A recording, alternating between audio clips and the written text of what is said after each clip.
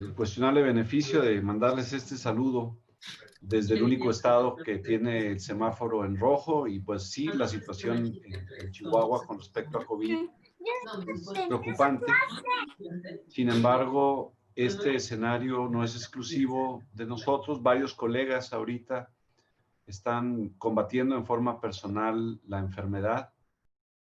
Deseamos a todos una pronta recuperación. Nos ponemos a la orden en cualquier forma en la cual el colegio pudiera ayudarles. Y les pedimos a todos ustedes que se cuiden y que cuiden a los suyos. Durante el mes de octubre hubo una serie de eventos relevantes. El 12 de octubre es el Día Mundial de la Artritis y hubo una serie de actividades en torno a esto. Hubo webinars y hubo algunos seminarios.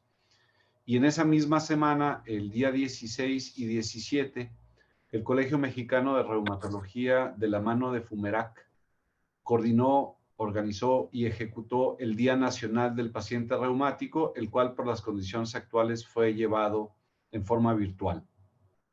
Agradezco la participación de muchos reumatólogos, de varios profesores que dieron pláticas a nivel de pacientes, dando información valiosa y coordinándose también con pacientes que dieron testimoniales muy importantes.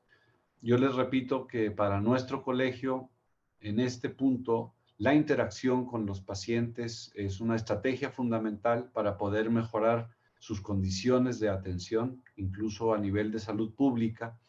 Y como muestra de ello, hemos incluido en la página del colegio nuevas secciones para pacientes que incluyen en este punto alrededor de 30 textos coordinados por el Comité de Educación que hacen referencia a la definición de varias enfermedades reumáticas, sus tratamientos más importantes y también al rol del reumatólogo.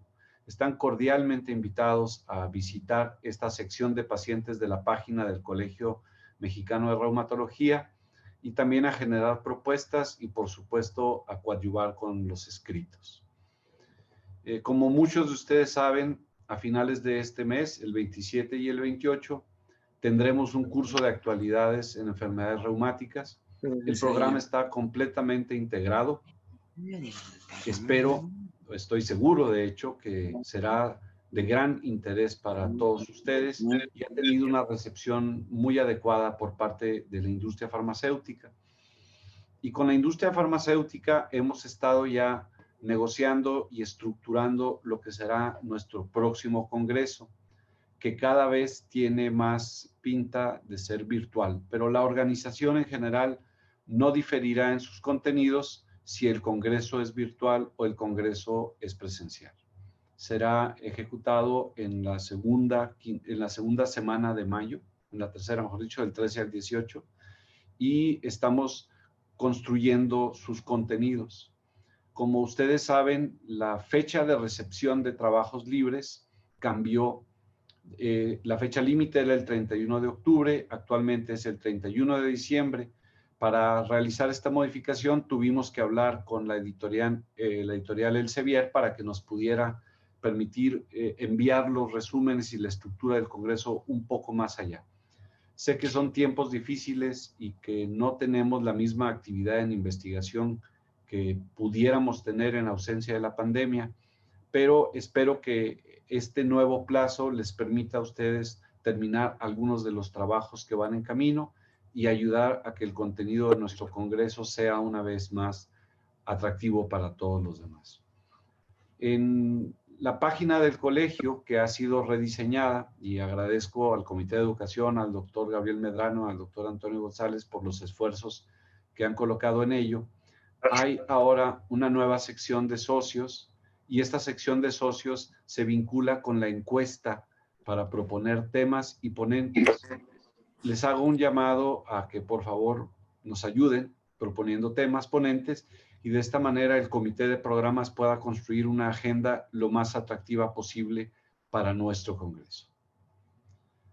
Sin más por el momento, y antes de darle la palabra al doctor José Francisco Moctezuma para la lectura del acta, y me disculpo por no haberlo hecho el mes pasado, tengo el gusto de darle la bienvenida a nuestra sesión. la cual corre a cargo del Centro Médico Nacional Siglo XXI con el título de Histoplasmosis y enfermedades reumáticas y será coordinada por el doctor José Ramiro Hernández Vázquez. Les reitero nuestros mejores deseos y estamos a sus órdenes. De la sesión mensual ordinaria del Colegio Mexicano de Reumatología correspondiente al mes de septiembre del 2020. Siendo las 20 horas del día 29 de septiembre del 2020 a través de las plataformas Zoom y YouTube usadas por la contingencia sanitaria relacionadas a la pandemia por COVID-19. Tuvo lugar la presentación de la sesión mensual ordinaria del Colegio Mexicano de Reumatología correspondiente al mes de septiembre del 2020. Se registró un total de 147 asistentes en línea, 127 colegiados, 6 residentes y 16 no colegiados, de los cuales se conectaron 105 en la plataforma Zoom y 42 en la de YouTube. Se inició la sesión con el siguiente orden del día. 1. Bienvenida, informe del Comité Ejecutivo del Colegio Mexicano y la presentación de la sesión académica a cargo del doctor César Pacheco Tena. 2. Lectura del acta anterior a cargo del secretario José Francisco Moctezuma Ríos. 3. La sesión académica. Después de dar la bienvenida, el doctor César Pacheco Tena comentó que el Comité de Educación ha continuado haciendo varias sugerencias en la modificación de nuestra página web con la intención de mejorar la funcionalidad tanto para los socios, colegios afines, como para los pacientes. Dijo también que se sostuvo una reunión con Fumerac para la programación del Día del Paciente Reumático, el cual se llevará a cabo a mediados del mes de octubre, y tendrá un programa con contenido de utilidad para nuestros pacientes y las varias sociedades que integran Fumerac. Habló de la visita realizada a la ciudad de Monterrey para evaluar la sede de nuestro congreso presencial en caso de que pueda ser llevado a cabo, que sería del 13 al 18 de mayo del 2021. Comentó que se está coordinando con la mayor parte de los elementos que nuestro congreso requiere. Dijo que la sede valorada es muy competente con los espacios y los alojamientos necesarios en caso de que nuestro congreso se pueda llevar a cabo de forma presencial. Manifestó con seguridad que cumple con todo para satisfacer las necesidades. Compartió de manera breve 2 eventos. El primero fue del curso de actualización de las enfermedades reumáticas que se llevará a cabo los días 27 y 28 de noviembre del 2020, abordando varios tópicos que seguramente será del interés de todos los colegiados. Los coordinadores son reumatólogos conocidos por su larga trayectoria y manifestó con seguridad de poder brindar plena satisfacción para todos nosotros. El segundo punto fue mencionar que el Comité de Educación ya dio luz verde para el uso de la plataforma de votación para elegir los temas y los ponentes que integrarán el temario de nuestro congreso y probablemente de cursos accesorios. Este cuestionario puede ser abordado desde la página web, será necesario registrarse y la votación será restringida solo a los miembros activos. En la plataforma, cada uno de nosotros tendrá 3 alternativas y de 3 movimientos. Se tendrá la oportunidad de proponer ponentes, proponer temas o votar por temas y ponentes que ya hayan sido propuestos. En la etapa más temprana de la votación estarán incrementadas las propuestas tanto de ponentes como de los temas. El doctor Pacheco también comentó que se sientan en plena libertad de participar. También dijo que podemos ver qué temas llevan más votos, pero no se podrá ver qué ponente lleva más votos con la intención de no intervenir o no interferir con el prestigio de ninguno de nuestros ponentes. Además comentó que el pasado miércoles, hablando del 23 de septiembre del 2020, el Comité Ejecutivo sostuvo una reunión virtual con la mayoría de los laboratorios con los que normalmente suelen colaborar con nuestras actividades para darles a conocer el plan de acción para el próximo ciclo. Se obtuvo una respuesta muy aceptable. Destacó que el proyecto económico del próximo Congreso será sometido a detalle al Comité de Finanzas en el próximo mes y en este punto no tenemos definido aún si el Congreso será presencial o virtual. Se espera tomar la decisión en el mes de noviembre. No sin pasar por alto de la opinión de muchos de los colegas y esperamos para bien que el Congreso 2021 pueda ser presencial. Mandó a nombre del Comité Ejecutivo del Colegio Mexicano un saludo y reconocimiento a todos y todas que siguen en el primer frente de batalla contra la pandemia por el COVID-19. Esperando que estén todos bien y celebró de forma muy personal que el doctor Julio Casasola está de nuevo en casa. Agradeció al comité local en Monterrey por las atenciones recibidas al permitir la visita de inspección.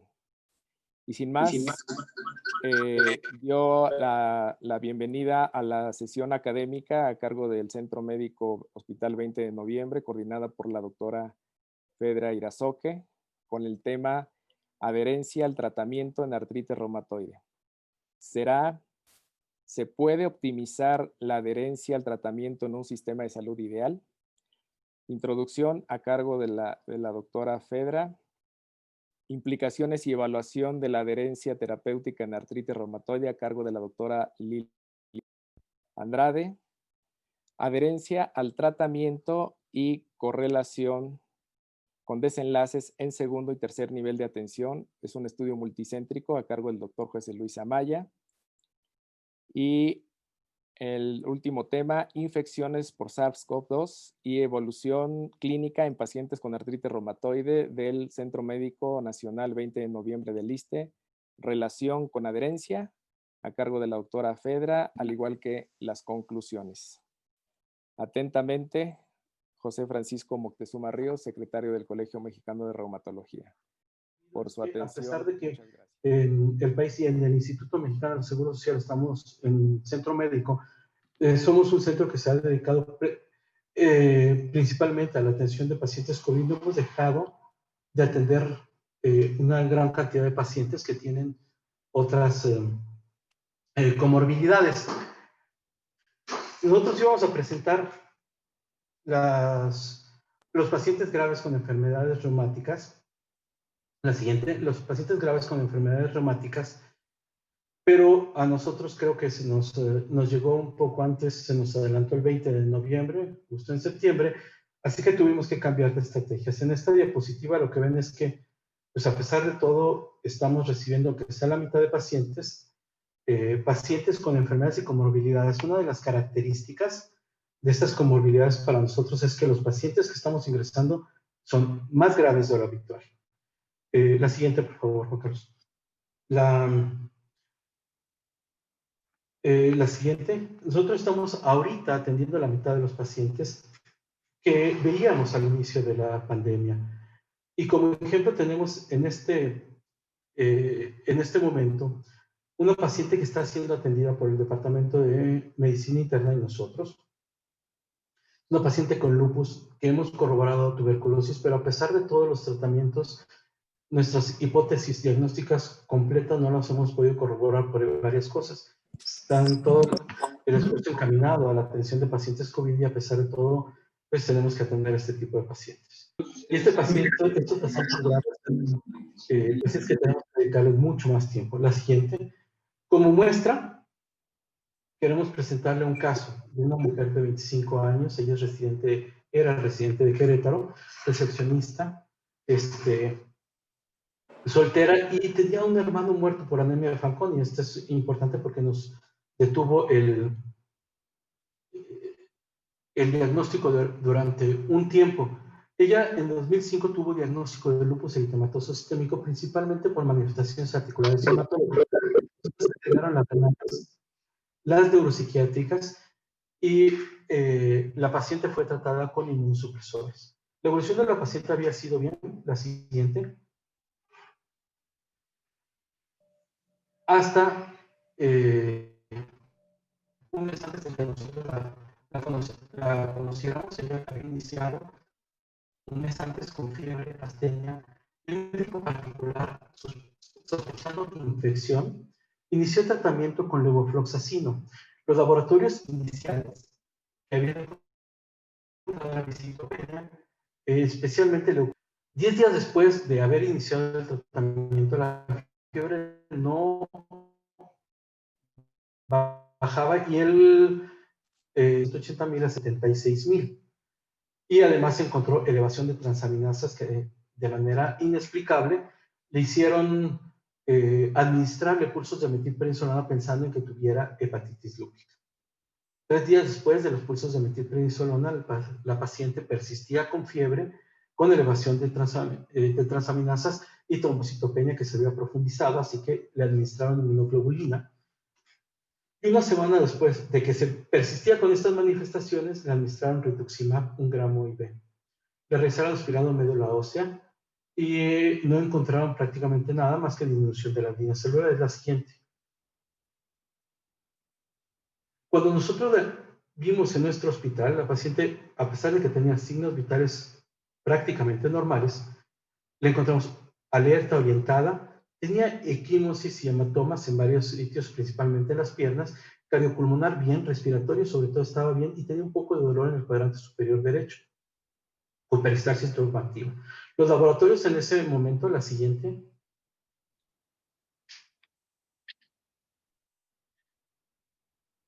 mostraban TGO-TGP, ST y ALT prácticamente normales. La albúmina sí estaba muy baja en 1.6, una creatinina normal o un poco baja, y lo que llamaba la atención era que tenía hemoglobina de 5.7, neutrófilos también disminuidos, igual que plaquetas, con linfopenia grave. La paciente, realizamos un aspirado de médula ósea con el servicio de hematología. La siguiente, quienes lo que encuentran principalmente son las líneas celulares depletadas con una médula ósea con cambios en relación al proceso reactivo en la médula ósea. La siguiente. La placa, como la exploración física pulmonar, no mostraba alteraciones para pensar que tuviera una infección crónica pulmonar ni aguda. La siguiente. Y por el dolor abdominal le realizamos un ultrasonido que no, la siguiente, que no encontró datos que mostraban una colestitis aguda, crónica agudizada o aguda. La siguiente. La TAC solo mostraba derrame pleural libre, bilateral, y algo muy importante, hepatoesplenomegalia. No había ninguna otra alteración que nos hiciera pensar en algún absceso o una colección intraabdominal. La siguiente. Los laboratorios iniciales mostraron C3, fracción de complemento 3 en 109, y el 4 en 12.9, con una proteína C reactiva muy elevada y ferritina indudablemente elevada con 17.080 y anti-DNAs un poco elevados. Así que ante eso sospechamos que tuviera una reacción inflamatoria intensa con síndrome hemofagocítico e iniciamos ciclosporina después de haberle dado dexametasona por las líneas celulares bajas. El día 40 realizamos un nuevo aspirado de médula ósea con inmunofenotipo que estaba pendiente principalmente para estudio de fragilidad por el antecedente de su hermano, pensando que pudiera tener también una relación del antecedente familiar de anemia de Fanconi. La siguiente, por favor. Y después del tratamiento con ciclosporina, la hemoglobina mejoró, pero plaquetas seguían bajas en niveles de 30,000 y 18,000, mientras que persistía con neutropenia y linfopenia, principalmente linfopenia muy grave. La proteína C reactiva, como ven arriba, disminuyó hasta el día 37 desde 20.15 a 3.9. Nos parece que si no, está un poco exagerada la disminución, pero la procalcitonina era normal. La ferritina persistía alta, aunque sí había disminuido en relación al día 36. La siguiente. Desde que iniciamos ciclosporina, la paciente había estado desde el día 33 al 54 prácticamente normal. Los picos febriles habían disminuido, pero el dolor abdominal pues, sí, se incrementó. Hasta que nuevamente en el día 55 de haber iniciado el cuadro, un urocultivo fue positivo, ya con un cuadro de fiebre, y tuvo evacuaciones diarreicas al siguiente día, y sospechamos de infección por Clostridium difficile. La siguiente, por favor.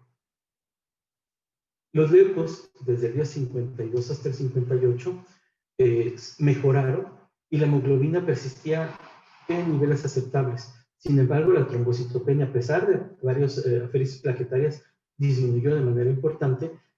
Los neutros se mantenían en nivel bien adecuado, pero los linfocitos siempre persistían bajos. La siguiente.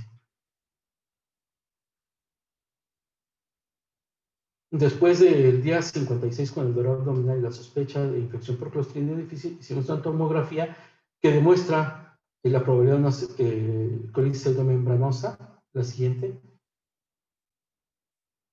Está con mucha dilatación de asa, líquido, y persistía la hepatoescleromegalia.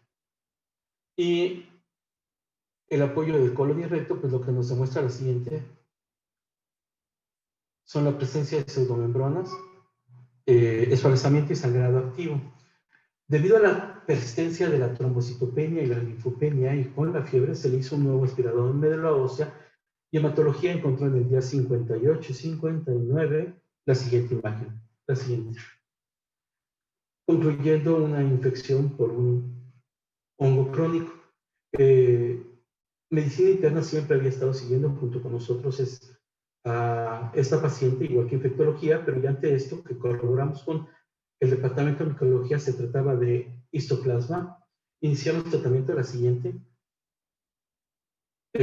perdón, se repitió esta, pero a pesar de iniciar tratamiento, el dolor abdominal aumentó, la paciente presentó hipotensión, no alcanzamos a darle o llevarla a reanimarla de manera adecuada, y la paciente falleció. Los diagnósticos finales fueron sepsis, histoplasmosis diseminada, colitis pseudomembranosa y síndrome de activación macrofágica. Y, por supuesto, el lupus eritematoso sistémico, que como habrán visto, pues fue el desencadenante. Y este es un caso que representa alguna de las relaciones que tenemos con el departamento de infectología y con medicina interna para pacientes muy graves con lupus, que a pesar de que nosotros consideramos que sean pacientes que tuvieran actividad del lupus, el cuadro clínico no era tan compatible. Así que, como opinión clínica respecto a la histoplasmosis, paso la voz al doctor Juan Carlos Anda, quien agradezco su apoyo en este momento. Muy buenas noches, muchas gracias, doctor Ramiro, por la invitación, y quizá me atrevería a decir que uno de los grandes grupos de enfermedades donde se conjuntan múltiples especialidades, incluyendo reumatología con medicina interna, justamente son en las infecciones sistémicas. Y es un honor compartir, pues bueno, la experiencia clínica que de manera junta vamos compartiendo a lo largo del tratamiento de los pacientes. Y mi interés es presentar una breve semblanza de lo que constituye esta infección sistémica y el impacto que pueda tener en enfermedades inflamatorias crónicas, que va a terminar justamente el doctor Ramiro. Hablar de histoplasmosis es hablar del inicio de la historia del siglo pasado. Les presento a Samuel Darling. Él es el primer médico que describe a un paciente de Martinica que se sitúa como trabajador de la construcción del Canal de Panamá al inicio del siglo pasado, y lo describe la muerte de un paciente con fiebres intermitentes, con organomegalias y linfadenopatía. Básicamente es la primera descripción. Posteriormente, en 1912, justamente Rocha de Lima establece que este caso se trataba de un órgano dimórfico que inundaba las células, que inundaba el interior de las células, y con el paso del tiempo prácticamente se empezaron a hacer pues más abordaje hasta que se logra determinar que se trataba de una estructura de tipo hongo. Si nosotros establecemos, vean ustedes, llamo su atención a la distribución mundial, los números que están en la parte inferior predominantemente son los números de casos por cada 100,000 habitantes. Prácticamente las zonas que tienen mayor incidencia, pues ven ustedes en el caso de México, las regiones del sureste y de la península de Yucatán, por supuesto Centroamérica por la cuestión climática, en el caso de Estados Unidos, la parte sureste también, y vean ustedes en la parte de Sudamérica, pues prácticamente toda la región del Amazonas. Son grandes proveedores de casos por las características del hongo, porque sabemos que el hongo en la fase saprófita tiene a vivir predominantemente donde hay acumulación de guano de aves y de murciélagos principalmente. En el caso de Europa, vean ustedes en la parte sur y suroeste predominantemente, y por supuesto Asia también tiene una parte importante, pero llamo su atención que las partes más importantes es predominantemente el área del Amazonas y por supuesto en nuestro país el área de la península de Yucatán. En nuestro país, la realidad es que hacer una revisión de si tenemos cifras o si tenemos casuística que nos logre traducir el impacto que tiene esta micosis sistémica es difícil. Tenemos poca evidencia, hay algunas fuentes como esta que ya es relativamente antigua, pero la realidad es que las descripciones son muy semejantes a las primeras que establece Göring, en donde establece que la principal manifestación pues es fiebre, el impacto respiratorio y por supuesto la linfadenopatía, de tal manera que vean ustedes en 1943 pues se hace reporte oficial de los primeros individuos con esto. Las series más grandes datan del siglo pasado, en donde se describen 74 casos dentro de la República Mexicana. Es una descripción muy detallada, donde incluso utilizan la descripción por reacción de histoplasmina, y vean ustedes cómo se va distribuyendo a lo largo de nuestra República Mexicana, cómo hay sitios como el sureste de nuestro país que tienen una mayor tasa, y por supuesto los sitios también del sur, como ustedes lo ven en relación a mayor tasas de histoplasmina. Y conforme ha pasado el tiempo, pues por supuesto las tasas se han incrementado debido a pues una mayor capacidad de diagnóstico y una mayor capacidad de detección, como ustedes lo ven en el extremo superior. Conforme ha pasado el tiempo, prácticamente se ha ido incrementando las tasas. Entonces, cuando hablamos de micosis sistémicas, hablamos predominantemente de 5 grandes grupos de hongos: histoplasma, que es en este caso nuestro estelar en esta sesión, por supuesto Blastomyces, paracoccidioides, que es muy raro en nuestro país, coccidioidomicosis en el caso de las zonas desérticas, y por supuesto Cryptococcus neoformans, que tiene una mayor tasa de incidencia en pacientes VIH. Y de estos 5 patógenos o 5 grandes grupos de hongos, pues 4 de ellos tienen una forma dimórfica. ¿Qué quiere decir? Que tienen 2 presentaciones morfológicas cuando están en medio ambiente en forma saprófita, que cuando infectan al individuo o al huésped, en este caso, que tienen formas levaduriformes. Estos generalmente, estos grupos de hongos, estos 4 hongos, dentro de los cuales histoplasma crece en forma de estructuras filamentosas, ¿sí? A temperatura ambiente, y cuando infectan el cuerpo o cuando son cultivados a 37 grados tienen una forma unicelular, tienden a tener esta forma de levaduras. Y les presento los 4 hongos en su presentación en el medio ambiente. Vean ustedes, el histoplasma prácticamente tiene una gran cantidad de proyecciones con sus pseudomicelos. Hay estructuras pequeñas que son las microconidias, estructuras mucho más grandes que son macroconidias, y en su forma infectante prácticamente tienen formas unicelulares, que son los que vemos dentro del macrófago como inclusiones citoplasmáticas. A lo largo del globo terráqueo, predominantemente, como lo hemos visto, la mayor parte de las micosis sistémicas tienen una predominancia o tienen un favoritismo por las regiones tropicales, como ustedes lo ven prácticamente. Centro y Sudamérica son una fuente importante de todo este tipo de micosis sistémicas, incluyendo propiamente histoplasma.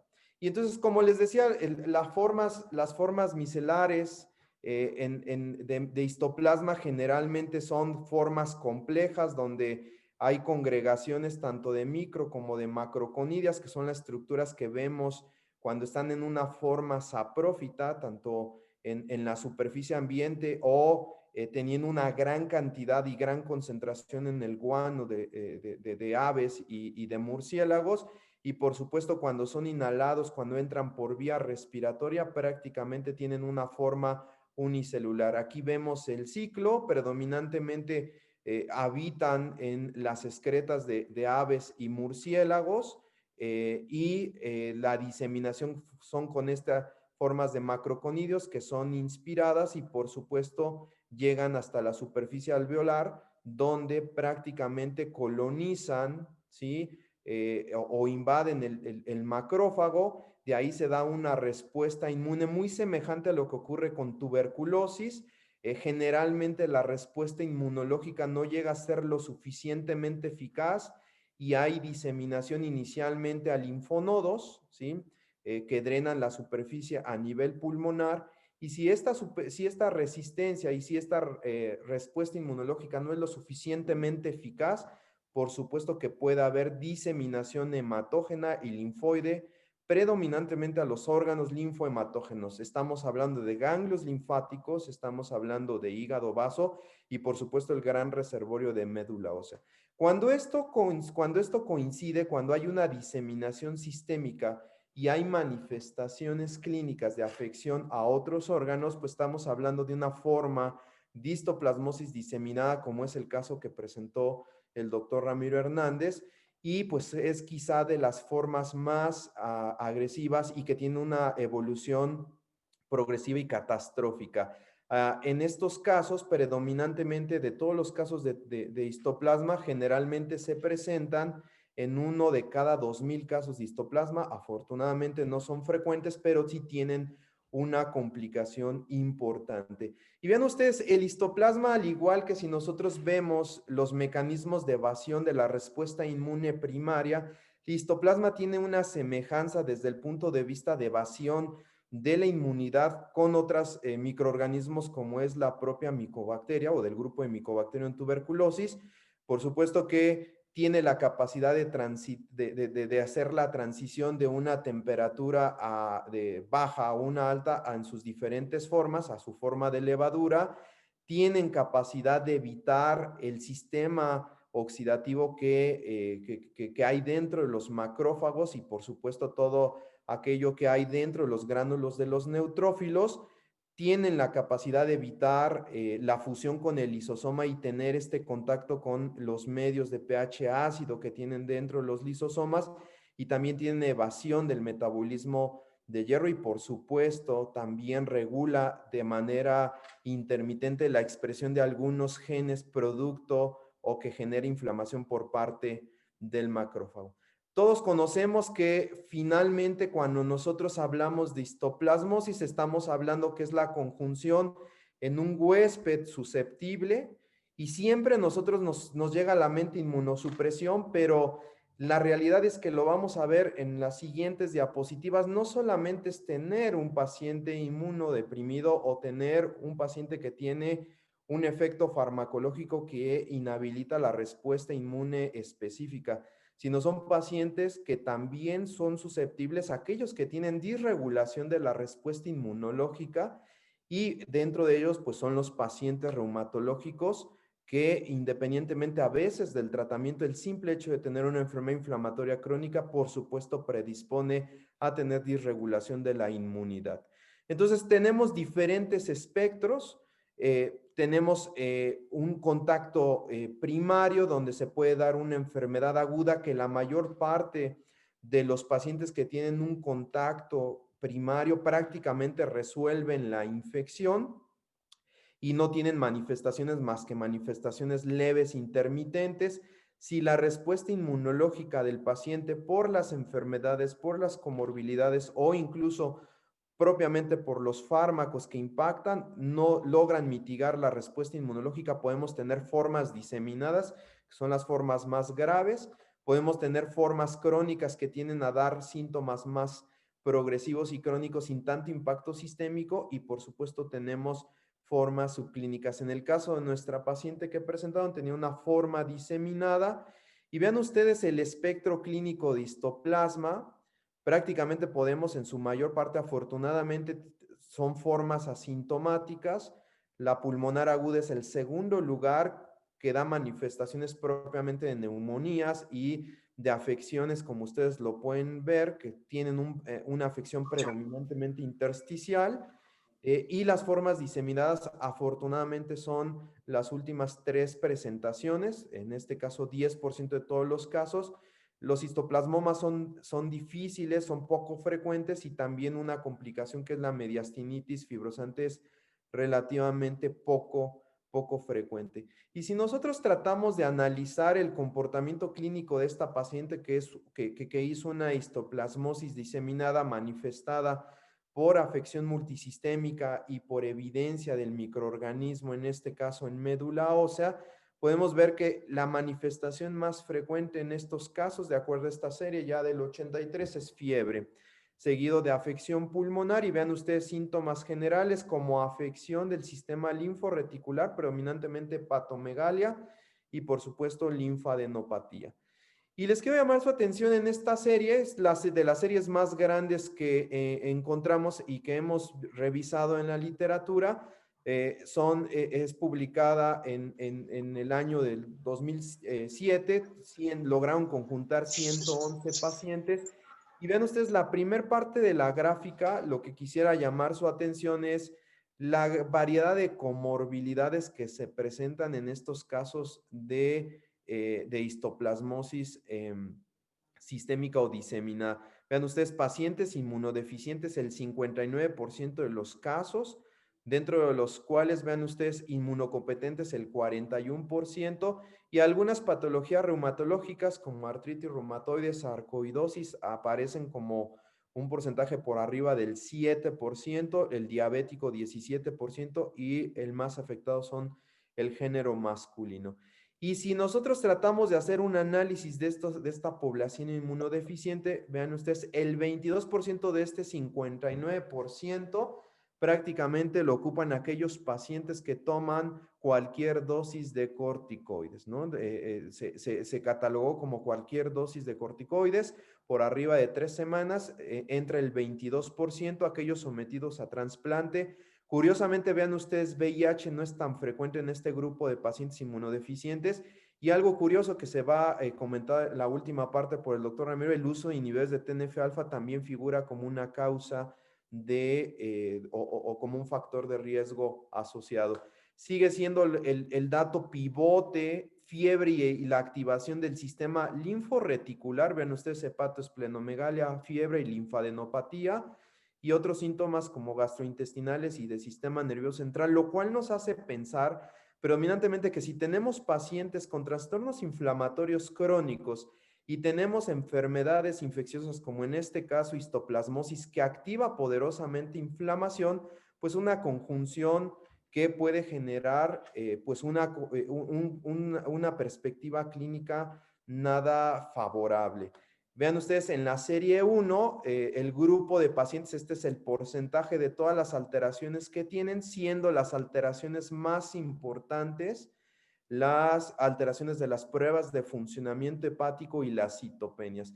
Y creo que aquí vale mucho la pena recalcar que no es frecuente ver pacientes que tienen lupus y tienen organomegalias, y por supuesto que la alteración de las pruebas de funcionamiento hepático es una de las características fundamentales del grupo de micosis sistémicas, predominantemente como el caso de histoplasma. Y ven ustedes, de este grupo de pacientes, de estos 111 pacientes, la mayor parte, por ejemplo, 70% tuvieron anormalidades en la radiografía o en la tomografía de tórax, predominantemente siendo el hallazgo principal linfadenopatía, y más del 30% de alteraciones en la taca abdominal o en la resonancia magnética de cráneo. Y llegamos a la parte más ríspida y álgida de este grupo de micosis. Podemos sospechar que un paciente tenga factores de riesgo, que tenga fiebre, tenga linfadenopatía.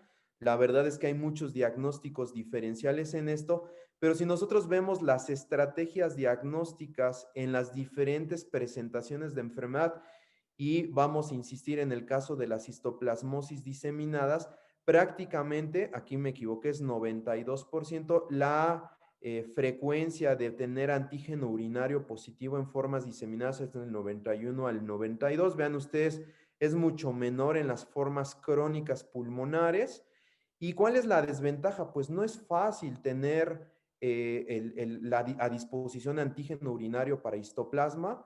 Y dos, una vez que tengamos antígeno urinario puede ser útil para establecer el seguimiento. La desventaja es que no tenemos fácilmente en las instituciones de salud, en un paciente que uno puede presentar o que tenga la sospecha de histoplasmosis diseminada, realizar un antígeno urinario para histoplasma. Vean ustedes la rentabilidad del cultivo de acuerdo a la fase y al espectro de la enfermedad. Es muy variable el porcentaje. Las formas pulmonares crónicas, 9% la posibilidad de tener un cultivo positivo y obviamente las formas diseminadas hasta 85%. ¿Cuál es el punto importante de los cultivos? Que tenemos que tener un buen laboratorio para procesar sobre todo médula ósea o algún tejido biopsiable y por supuesto que el crecimiento es lento, no es un crecimiento rápido. Vean ustedes, medirle anticuerpos también es ampliamente variable, pueden ser rápidos, pero sabemos que hay falsos negativos predominantemente en pacientes inmunosuprimidos o incluso falsos positivos en otras infecciones sistémicas como es otras micosis sistémicas, tuberculosis o incluso enfermedades autoinmunes como por supuesto que se ha establecido. Y desde el punto de vista histopatológico creo quizá es el menor rendimiento porque depende mucho del tejido biopsiado y por supuesto que requerimos una tinción especial y por supuesto ojos expertos. De tal manera que si sabemos que tenemos pacientes que tienen enfermedad reumatológica, ¿sí? Que son crónicamente que tienen la inflamación, por supuesto que tenemos un desencadenante infeccioso y tenemos una disregulación inmunológica, podemos tener la probabilidad de que haya una proliferación descontrolada y por supuesto una liberación masiva de citocinas que nos lleve a tener complicaciones como es síndrome hemofagocítico o síndrome de activación macrofágica. ¿Cómo sospechar? Predominantemente fiebres, citopenias, organomegalias y por supuesto evidencia del daño orgánico por la inflamación. Lo que más vemos en la práctica clínica pues son las secundarias, las primarias son más de los pediatras y de los genetistas y las secundarias pues sabemos que hay una gran cantidad de estímulos que pueden desencadenar, ¿sí? Linfohistiocytosis macrofágica o síndrome hemofagocítico, siendo las principales virus Epstein-Barr, pero sabemos que hay microorganismos como tuberculosis o las micobacterias no tuberculosas, como el complejo avium, que pueden desencadenar predominantemente hemofagocitosis. Sabemos que los hongos, las micosis sistémicas también, y por supuesto, vean ustedes, en el caso de enfermedades autoinmunes y por supuesto los linfomas como enfermedades neoplásicas que pueden activar. Cada vez tenemos más estrategias de análisis para poder establecer un paciente que tiene linfohistiocytosis hemofagocítica o síndrome hemofagocítico. El criterio más importante son los datos clínicos, la organomegalia, por supuesto las citopenias, niveles de ferritina y por supuesto cambios en el metabolismo de los lípidos. Y por supuesto, uno de los datos sería evidenciar el fenómeno de hemofagocitosis, ya sea en ganglio linfático o en la médula ósea, y estos criterios nos han permitido cada vez establecer más y encasillar a estos pacientes. Entonces, a manera de conclusión, histoplasmosis, ya lo sabemos, es una infección sistémica con un espectro clínico variable. Quizá las formas diseminadas tienen un impacto muy severo. Por supuesto que el abordaje diagnóstico parte de la sospecha clínica y dependiendo mucho de del comportamiento clínico, el establecimiento de las pruebas. Obviamente lo vimos que no solamente es una enfermedad propia de pacientes que tienen inmunodeficiencia, sabemos que la disfunción inflamatoria de algunas enfermedades también puede ocasionar una predisposición a infecciones por patógenos intracelulares y el dilema viene cuando tenemos una enfermedad inflamatoria sistémica crónica como es el caso del lupus eritematoso u otra enfermedad reumatológica e infecciones intracelulares que generan gran disfunción inflamatoria y que traducen gravemente al paciente. Entonces, los dejo con el doctor Ramiro para la siguiente parte complementaria de la plática. A partir de 1950, se han estado reportando casos de histoplasmosis en pacientes con enfermedades reumatológicas. Se ha ido incrementando a través del tiempo, como vemos en esta gráfica, en la búsqueda que hice en PubMed, en donde encontré 185 resultados. El caso que vemos de reporte en la parte inferior izquierda es la asociación con lupus eritematoso sistémico del primer caso de histoplasmosis diseminada, en donde el paciente, a pesar de tener tratamiento crónico con corticosteroides y que se estaban utilizando en ese momento los corticosteroides, iniciaban. El antecedente que tenía de uso de estos tratamientos era lo que consideraban que se ponía en riesgo. Incluso está marcado ahí que el factor más importante para presentar una infección tan grave en estos pacientes es el uso de los esteroides. El primer caso se había presentado, insisto, desde el 50, fue un paciente con periarteritis, y a partir de entonces lo que se ha determinado es que en estos pacientes la sospecha diagnóstica es muy importante. A partir del caso del lupus y de los 50 se empezaron a reportar casos de manifestaciones también reumatológicas en pacientes con histoplasmosis. Y además, en 1975 hubo ya revisiones de la literatura en donde encontraron conjuntos de casos de histoplasmosis en enfermedades reumáticas, principalmente el lupus eritematoso sistémico.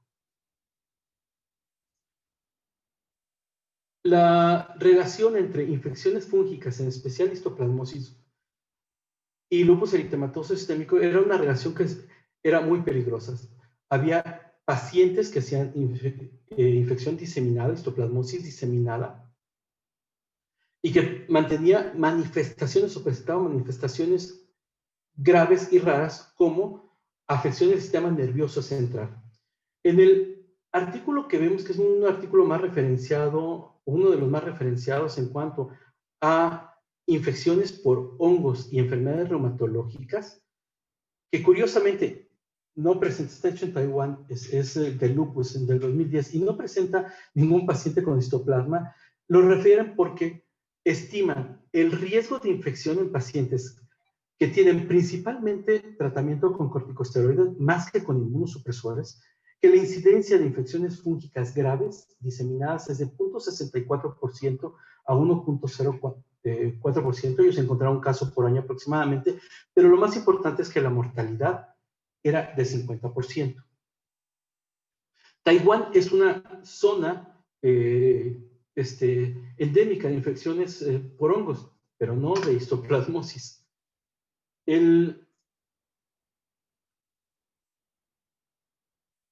1998, en una revisión en que se enfocaron en la búsqueda de pacientes con lupus eritematoso sistémico con histoplasmosis diseminada, encontraron 8 casos con histoplasmosis. 5 de ellos eran mujeres. Lo que destaca es que estos pacientes tenían principalmente fiebre, como nos menciona el doctor Anda, en pacientes que no tienen lupus, disnea y pérdida de peso.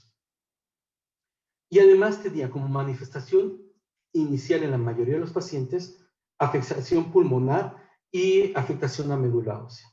6 de estos 7 pacientes tomaban al menos 20 miligramos de prednisona, 2 mercaptopurina en esa época y 1 con azatioprina.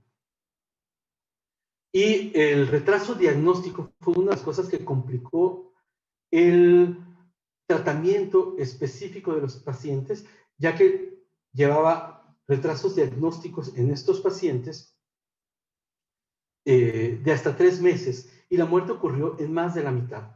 Lo que en este artículo analiza es que encontraron falla de la inmunidad celular como un factor de riesgo.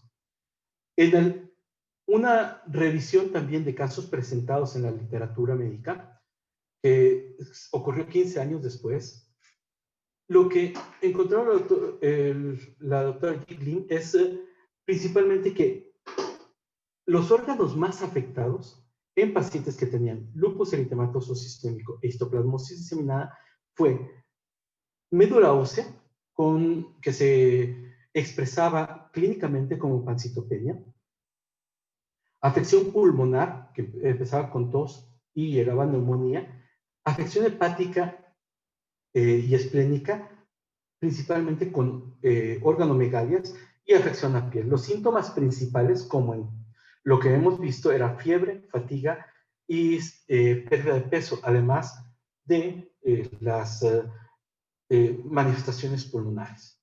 De estos pacientes, de estos 16, además del caso que presentaban,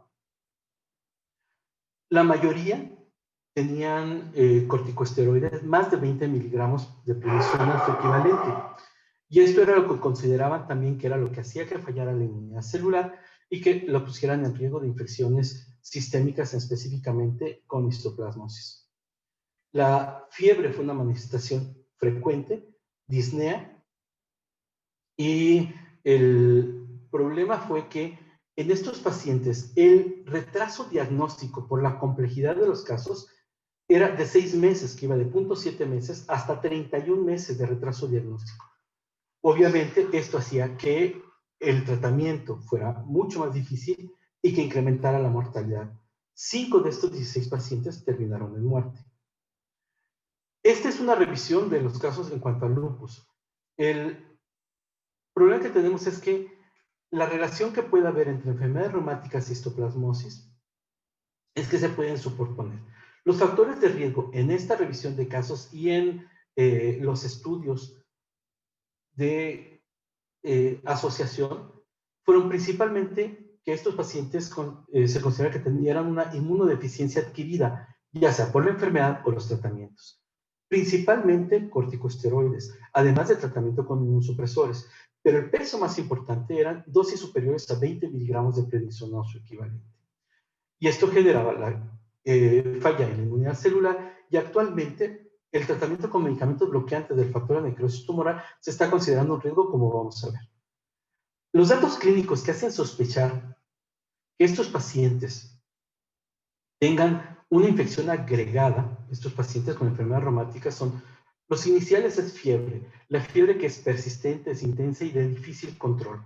El derrame pleural es una de las manifestaciones con disnea que puede llevar a considerar que estos pacientes estuvieran activos con serositis y disminución del peso corporal a través de las semanas.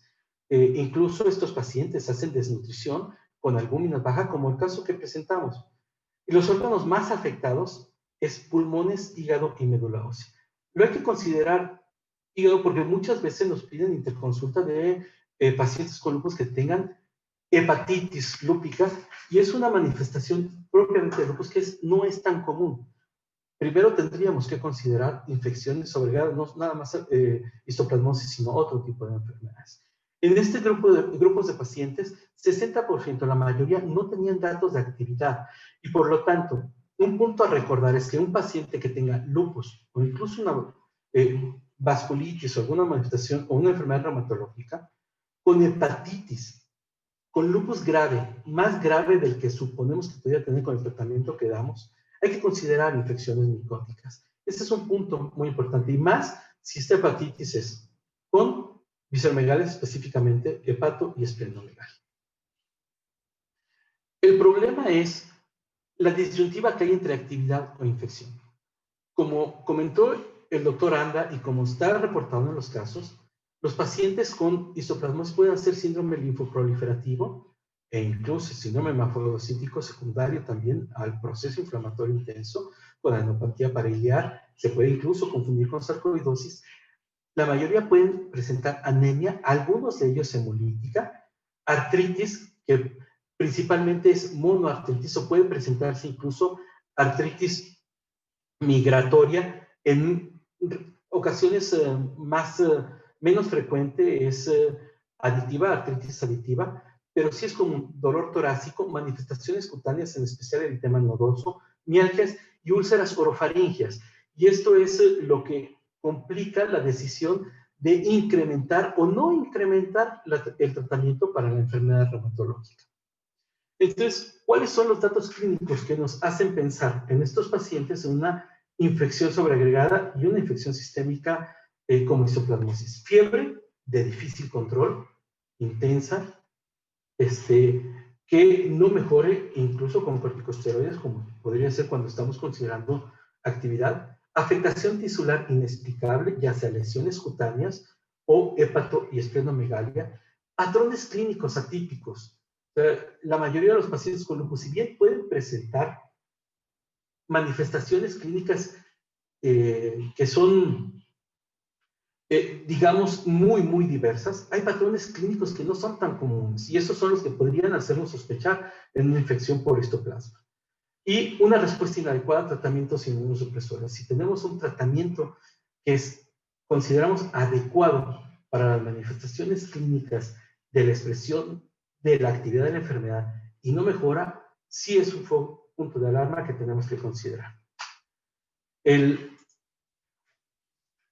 Otra de las preguntas es, ¿qué manifestaciones reumatológicas presentan los pacientes que tienen histoplasmosis? Y eso es también una disyuntiva, y bueno, ya aunque escuche el doctor Anda, y un pleito que tenemos con medicina interna, porque los pacientes con histoplasmosis pueden presentar además manifestaciones reumatológicas y no necesariamente es por que tengan una enfermedad reumatológica. Las manifestaciones reumatológicas de la histoplasmosis es en sí debido a la respuesta sistémica por la infección, más que al daño tisular directo.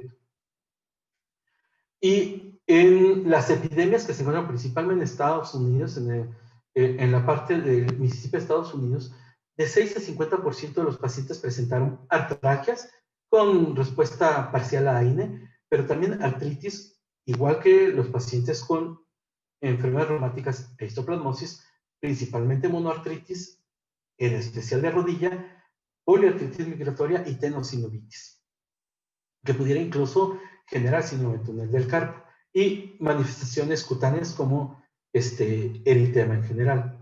Ahora, ¿cuál es el problema que tendríamos o que tenemos nosotros y con lo que viene? Es que la inmunopatología entre la interacción del hongo como tal, específicamente la levadura, en la fase de conversión de micelio hacia una histoplasmosis diseminada, intervienen muchas moléculas del sistema inmune. La conversión desde la fase micelial hacia la levadura se lleva a cabo a través de la interacción que hay con integrinas y específicamente moléculas CD11 y CD18 principalmente, que hay en macrófagos y en neutrófilos. Los neutrófilos en sí, en esta etapa, no juegan una función vital para controlar la infección, sobre todo en esta etapa. Esta etapa, la conversión de micelio, acá puede durar de 2 o 3 días hasta semanas.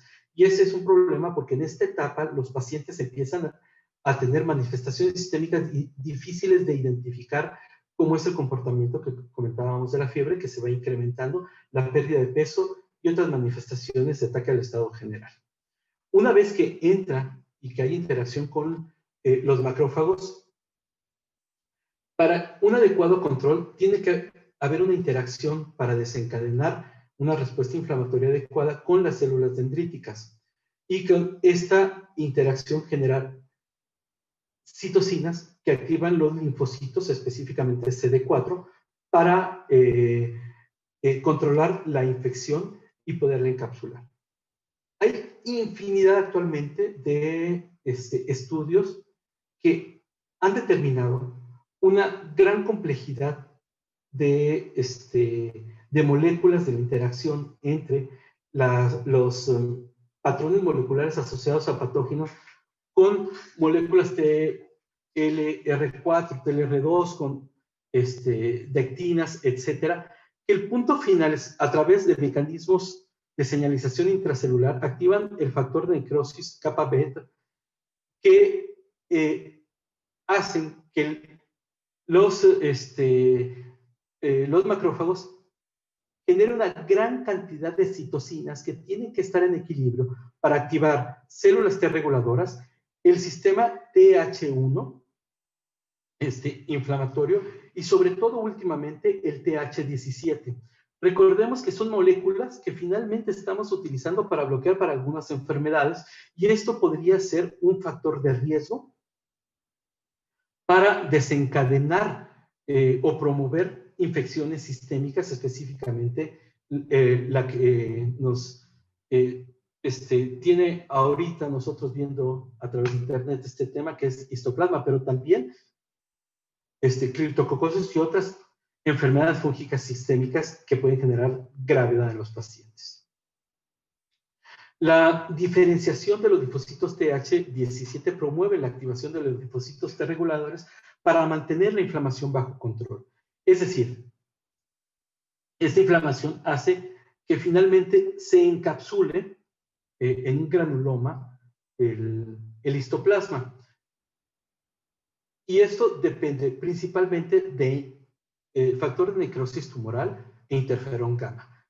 Esta transformación de los linfocitos a través de los macrófagos puede estar alterada y puede incluso, se han encontrado genes y moléculas cuya deficiencia, que están señalizadas aquí en rojo, cuya deficiencia hacen que sea más riesgo para los pacientes desencadenar una infección sistémica grave. A mí me llama la atención, aunque no estoy buscando, el CD40 ligando es uno de los autores cuando hay deficiencia, promueven un mal control del granuloma y la diseminación del histoplasma hacia los tejidos. Hay varios estudios que han demostrado que estas moléculas que están aquí pueden generar susceptibilidad a infecciones graves. Los más claras son, por ejemplo, la deficiencia del receptor B1 de la interleucina 12 y el receptor 1 de interferón gamma. Estos generan infecciones un poco más crónicas, pero hacen linfadenopatía e infecciones concomitantes como tuberculosis, que ese es algo que llama la atención. Cuando están afectadas estas moléculas, es probable que tengan infecciones mixtas crónicas con tuberculosis o incluso algunos otros hongos. Y se ha encontrado que la deficiencia del ligando CD40 es un factor para desencadenar histoplasmosis diseminada con histoplasmosis localizada en algunos tejidos, que además se manifiesta con neutropenia, anemia y alteraciones de las líneas celulares, neumonía o incluso la presentación con otro tipo de hongos. Y estas moléculas finalmente se pueden estar alterando con los tratamientos específicos o dirigidos a algunas moléculas en especial de manera indirecta con medicamentos que estamos utilizando para terapias con pacientes con enfermedades reumatológicas. A mí me llama la atención, voy a mover esto un poco. Si recuerdan esta gráfica, cómo estaba los reportes en PubMed a través del tiempo y cómo se incrementa en la última parte de los reportes. Bueno, pues esto es a partir del 2003 y tiene que ver con el factor de necrosis tumoral. Iba a poner varios casos, pero también para obviar un poco el tiempo. Este es un caso donde hay 98 casos que están relacionados al factor de necrosis tumoral, principalmente infliximab y etanercept. Y lo que vemos es que de los 98 casos, 17 tuvieron enfermedad grave. Y de ellos, el factor concomitante más importante fue el uso de corticosteroides más que terapias inmunosupresoras. Este tema lo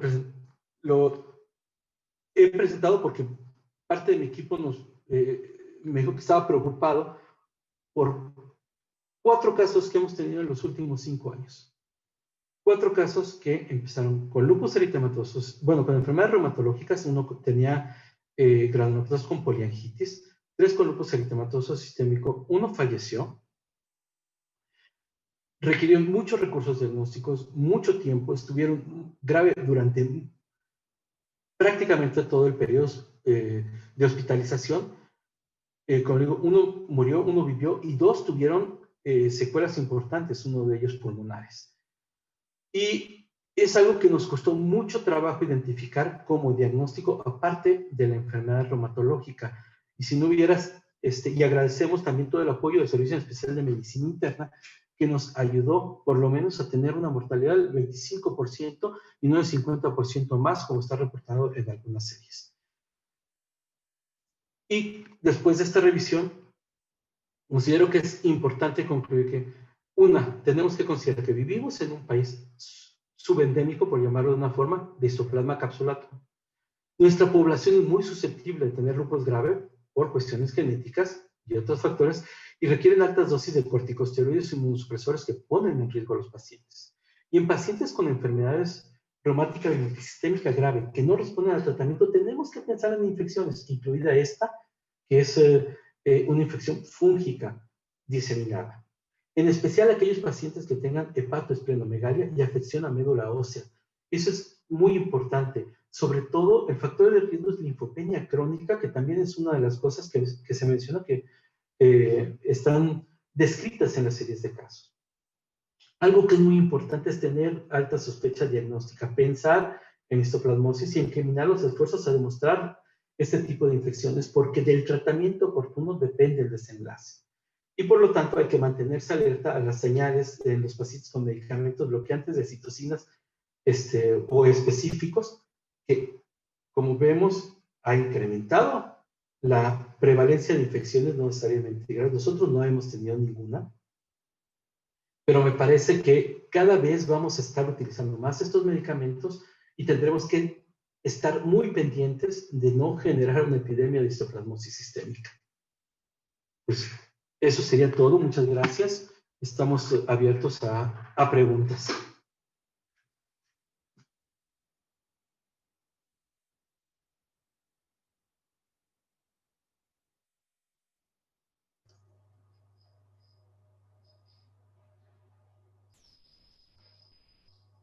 Doctora Ana, ¿todavía está ahí?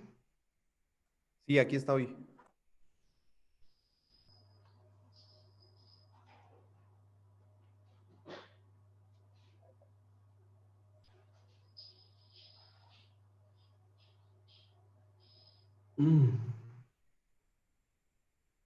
Bueno, pues no sé, quedó muy claro. Sí. Me parece que todo quedó muy, muy claro. O me desconecté y no me di cuenta que estaba hablando, no sé qué haya pasado, pero yo agradezco esta oportunidad y esto sí es una cuestión de que mi equipo en cierta forma nos pidió que lo presentáramos, porque sí son 4 casos, en especial 2 de ellos, que nos han impactado en cuanto a la dificultad de demostrar la infección, a pesar de que teníamos la sospecha de demostrarla, y la cantidad de recursos, no solamente económicos, que es lo de menos, sino los recursos tanto intelectuales del proceso diagnóstico y terapéuticos que se llevan a estos pacientes, y sobre todo despertar esta alerta de que en pacientes que tenemos con enfermedades reumáticas, que tenemos dándole tratamientos que consideramos adecuados para las manifestaciones iniciales y que a pesar de ello persisten graves con organomegalia, hepatoesplenomegalia, sí considerar este tipo de infecciones porque vivimos en una zona endémica. Bueno, si no hay algún comentario o pregunta. Buenas noches. Doctor, hay una pregunta en YouTube. Adelante. Dice, ¿estaría recomendado el uso de antifúngicos de forma profiláctica en pacientes con enfermedades reumatológicas con consumo crónico de esteroides?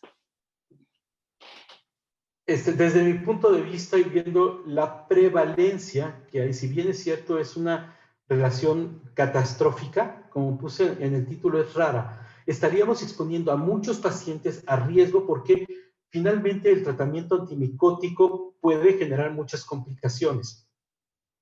y estaríamos sobretratando a una gran proporción de pacientes con muy poco rendimiento o muy poca ventaja terapéutica o de prevención.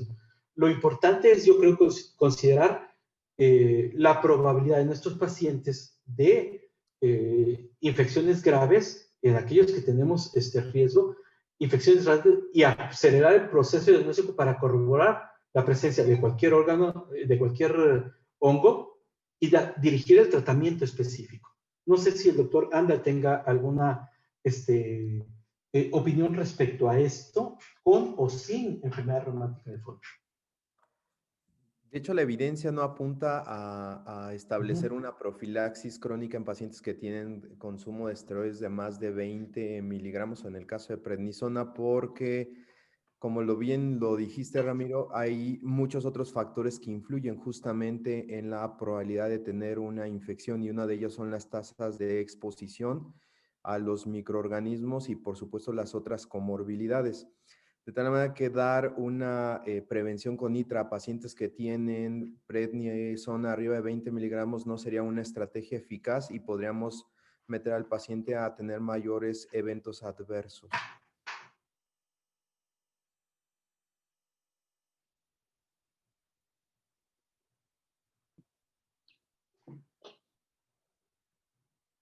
Ok, hay una segunda. Me preguntan el doctor Salvador Azael respecto a si hay reportes o series de casos con medicamentos no anti-TNF, ya sea anti-CD20 o anti-telosina 17. Hay reportes de casos, pero no encontré sistémica. Interleucina anti-IL-17 no he encontrado, o no lo encontré.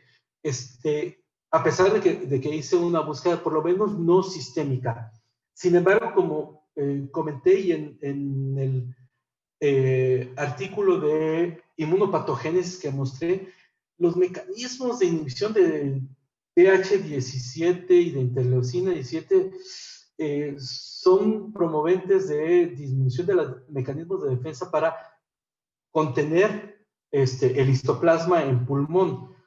Es probable que porque apenas estemos empezando a utilizarlos y falte tiempo para revisar a través de ya el uso en la población.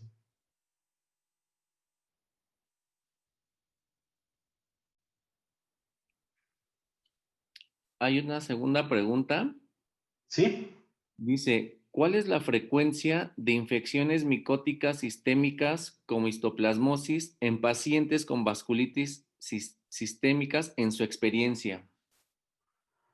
Nosotros solamente tenemos un paciente, uno con granulomatous poliangiitis, el cual tuvo varios reingresos con nosotros. Fue muy difícil demostrar histoplasma.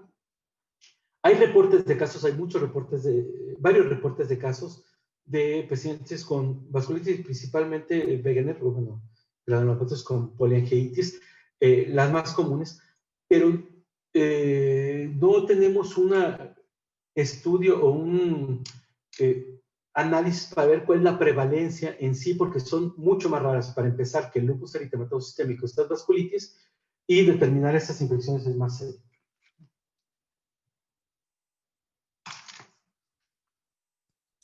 Hay una pregunta del doctor Eric Adrián para el doctor Ramiro.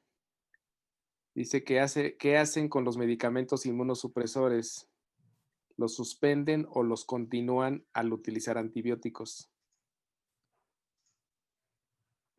Antibióticos, no, mantenemos las dosis mínimas dependiendo de las manifestaciones clínicas que tengan, pero habitualmente estos pacientes no tienen manifestaciones clínicas de la enfermedad subyacente.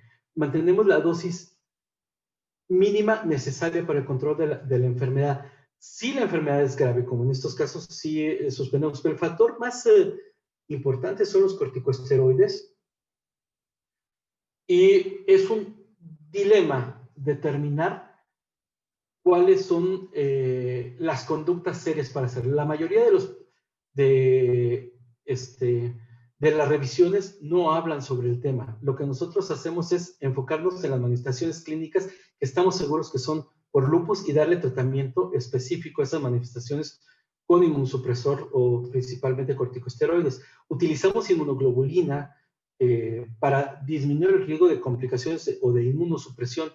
Sin embargo, tampoco hay, esta es una experiencia del grupo, tampoco hay reportes serios, o no serios, sino abundantes respecto al tema.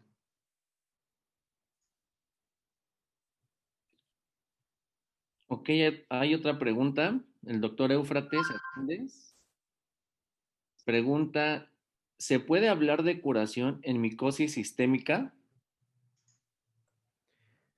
Sí, yo diría que sí, en el caso de histoplasma, pero si nosotros revisamos los esquemas de tratamiento, tenemos esquemas de inducción a base de anfotericina, idealmente formas liposomales o complejos lipídicos, y después fases de mantenimiento a base de justamente itraconazol. El seguimiento lo da la resolución de la clínica y, por supuesto, si se tiene la posibilidad del antígeno urinario, sobre todo en las formas sistémicas, de ahí la utilidad.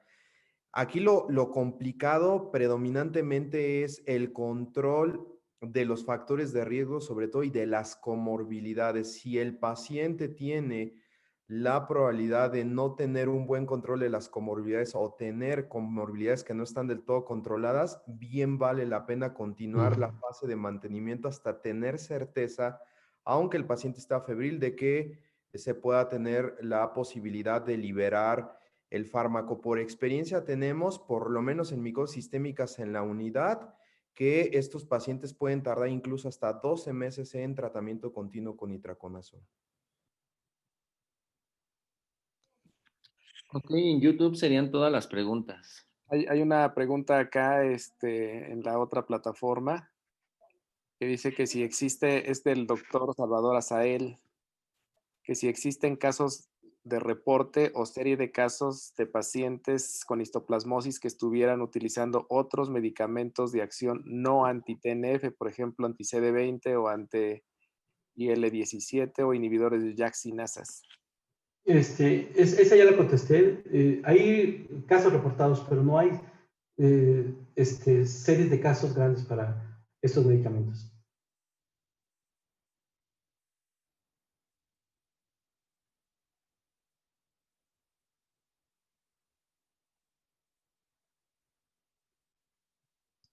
Hay una muy buena del doctor Omar Enrique Ocaña. Si pacientes con histoplasmosis se valoraría cambiar manejo o inmunosupresor con diferente mecanismo de acción, nosotros sugeriríamos que sí, pero no tenemos ninguna sustento para tal. El tratamiento tiene que ser enfocado a la administración clínica y la dosis, ahora sí, la recomendación terapéutica que siempre nos hacen, la dosis mínima necesaria para controlar la enfermedad.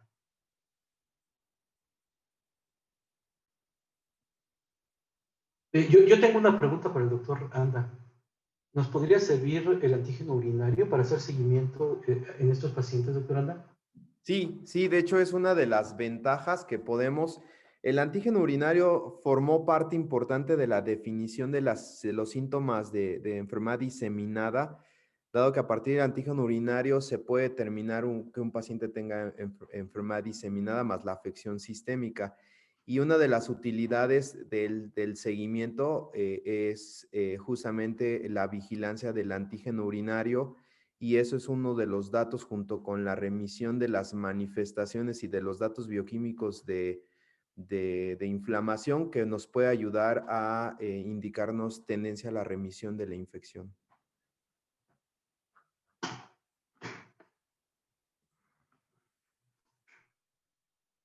No sé si hay alguna otra pregunta o... En YouTube ya no hay preguntas. Creo que aquí en el chat de grupo de Zoom tampoco. Y parece que tampoco ya, doctor. Ok, pues yo quiero agradecer la invitación. Regreso a mis actividades habituales después de lo que ha ocurrido durante este año, gracias a mi equipo que también me dio de manera de bote pronto el tema y me ayudó a conformarlo, y sobre todo al doctor Anda, que siempre ha estado apoyando al servicio de reumatología en pacientes graves con estas manifestaciones. Y si habláramos de otras infecciones, híjole, tendríamos mucho más tiempo. Necesitaríamos mucho más tiempo. Gracias, doctor Anda. Gracias a todos y un honor estar con ustedes.